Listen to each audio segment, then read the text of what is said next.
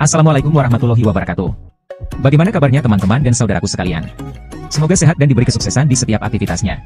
Berjumpa kembali kita di channel ini, yaitu channel Bang Muslim. Namun sebelum lanjut, alangkah baiknya kalian menekan tombol subscribe terlebih dahulu, agar kalian diutamakan untuk mendapat pemberitahuan yang bermanfaat dari channel ini terlebih dahulu.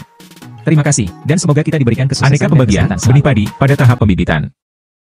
Ada catatan fakta yang mungkin banyak sekali orang mengabaikannya, yaitu, dengan pemilihan benih yang baik, kita sudah mengusahakan peningkatan hasil sebesar 40%. Pembagian jenis varietas benih padi berdasarkan keunggulan varietas, diantaranya yaitu, varietas padi hibrida, varietas padi unggul, varietas padi lokal. Varietas padi hibrida adalah varietas padi yang hanya sekali tanam. Kelebihan padi varietas hibrida adalah potensi hasil panen yang maksimal. Hasil panen dapat mencapai 2 kali lipat dari padi lokal. Butiran padi yang dihasilkan lebih bagus, dengan kualitas nasi yang lebih pulen dan wangi. Namun varietas hibrida sendiri memiliki kelemahan, yaitu kualitas hasilnya akan berkurang jauh apabila berasal dari tanaman turunannya. Artinya, padi harus berasal dari bibit original, karena apabila hasil panen kemudian ditanam ulang, hasil ini akan berbeda dengan bibit aslinya. Harga benih varietas hibrida ini termasuk yang termahal. Jenis varietas padi hibrida antara lain Intani 1 dan 2, Rokan, Sal 8 dan 11 SHS, Segera Anak, PP1, H1, Bernas Prima, Sembada B3, B5, B8 dan B9, Longping, Pusaka 1 dan 2, Adirasa 1, Adirasa, 64, Hibrindo R1, Hibrindo R2, Manis, 4 dan 5, HIPA 4, HIPA 5 Ceva, HIPA 6 JT, HIPA Juli 10-11, Miki 1, 3, Sal 8 SHS, Sal 11 HSS dan Maro. Varietas padi unggul berada satu tingkat di bawah varietas hibrida. Varietas ini dapat ditanam berkali-kali dengan kualitas yang sama.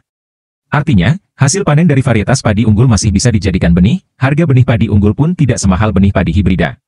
Untuk hasil produksi pun padi unggul dapat dikatakan baik, dapat mencapai Agustus 10 ton per hektar. Beberapa contoh varietas padi unggul antara lain adalah Inpara 1, 8, Inpago 1, 5, Inpari Januari 21, Inpari 31, Inpari 33, Inpari 34 Salin Agritan, dan Inpari 35 Salin Agritan. Varietas padi unggul pun ada juga yang dikembangkan dan dirilis oleh pemerintah, seperti Inpari 34 dan Inpari 35. Keunggulan varietas ini adalah ketahanannya terhadap hama wareng coklat.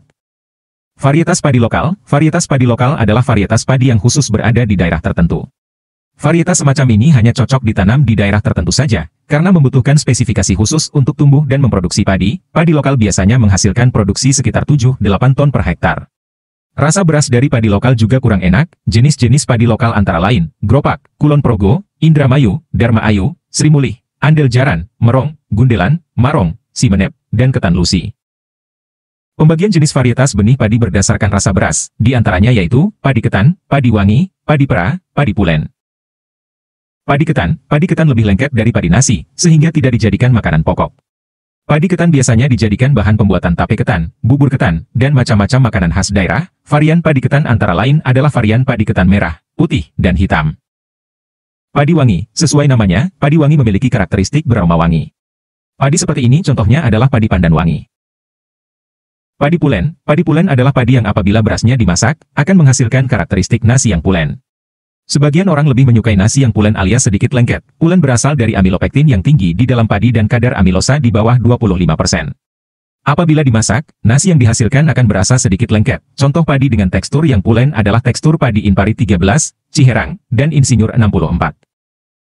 Padi pera adalah padi yang apabila berasnya dimasak, akan menghasilkan nasi bertekstur pera. Pera adalah tekstur nasi yang sedikit keras. Tekstur ini berasal dari kadar amilosa yang tinggi. Semakin tinggi kadar amilosa, semakin terasa tekstur nasi tersebut. Kadar amilosa yang menghasilkan tekstur pera minimal 25%. Padi pera diproduksi dan populer di daerah Sumatera Barat dan Riau. Padi dengan kadar amilosa tinggi tak hanya dijadikan nasi, pun juga menjadi bahan utama pembuatan bihun dan tepung beras. Contoh padi pera adalah Inpari 12, amilosa 26,4%, Inpara 1, 27,9%, Inpara 3, 28,6%, Inpara 4, 29%, Inpari 17, amilosa 26%, dan HIPA 4, 24,7%. Pembagian jenis padi berdasarkan cara budidayanya yaitu, padi gogo dan padi rawa. Padi gogo adalah jenis padi yang tidak ditanam di sawah seperti pada umumnya. Jenis padi ini ditanam di kebun atau di ladang. Kelebihan padi gogo adalah tidak memerlukan irigasi khusus. Daerah yang sering mengembangkan padi gogo adalah daerah tada hujan, contohnya di Lombok, ada sistem yang disebut padi gogo rancah. Ia memberikan penggenangan di selang waktu tertentu saja, sehingga hasil padinya meningkat. Pada lahan-lahan yang mengembangkan padi gogo, biasanya diterapkan juga sistem bercocok tanam tumpang sari. Artinya, petani tidak hanya menanam padi, namun juga disandingkan dengan tanaman produksi lainnya, seperti jagung atau ketela, singkong. Padi rawa adalah padi yang sering ditanam di persawahan. Padi ini membutuhkan genangan air, sehingga perlu diirigasi secara konsisten. Lahan rawa dibagi dua, yaitu lahan rawa normal dan lahan rawa pasang surut. Lahan rawa pasang surut merupakan lahan suboptimal yang semakin penting perannya dalam upaya peningkatan produksi padi, mengingat luasnya mencapai 25,29 juta hektar. Penyebaran lahan rawa pasang surut cukup luas, di Sumatera, Kalimantan, sebagian Sulawesi, dan Papua. Pada lahan-lahan yang mengembangkan padi gogo, biasanya diterapkan juga sistem bercocok tanam tumpang sari. Artinya, petani tidak hanya menanam padi, namun juga disandingkan dengan tanaman produksi lainnya, seperti jagung atau ketela, singkong. Pembagian jenis varietas benih padi berdasarkan kelas mutu benih, di antaranya yaitu, benih penjenis, benih dasar, benih pokok, benih sebar. Benih penjenis, Base Breeder Seed, label kuning. Benih penjenis merupakan benih yang diproduksi dan diawasi langsung oleh pemulia tanaman atau instansi terkait. Benih ini disesuaikan dengan karakteristik lahan tertentu, dan dikembangkan agar tahan terhadap hama yang ada di daerah tersebut. Benih dasar, FS Foundation Seed, label putih. Benih dasar adalah keturunan pertama dari benih penjenis.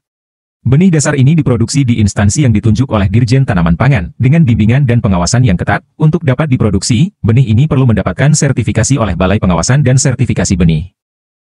Benih pokok, SS Stock Seed, label ungu. Benih pokok, BP, adalah keturunan dari benih dasar yang diproduksi dan dipelihara sedemikian rupa sehingga identitas dan tingkat kemurnian varietas yang ditetapkan dapat dipelihara dan memenuhi standar mutu yang ditetapkan dan harus disertifikasi sebagai benih pokok oleh Balai Pengawasan dan Sertifikasi Benih.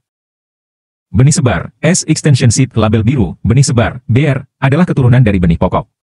Benih sebar diproduksi dan dipelihara sedemikian rupa, dengan tujuan agar identitas dan kemurnian varietas bisa dipelihara dengan baik, memenuhi standar mutu yang ditetapkan, dan juga harus disertifikasi sebagai benih sebar oleh Balai Pengawasan dan Sertifikasi Benih.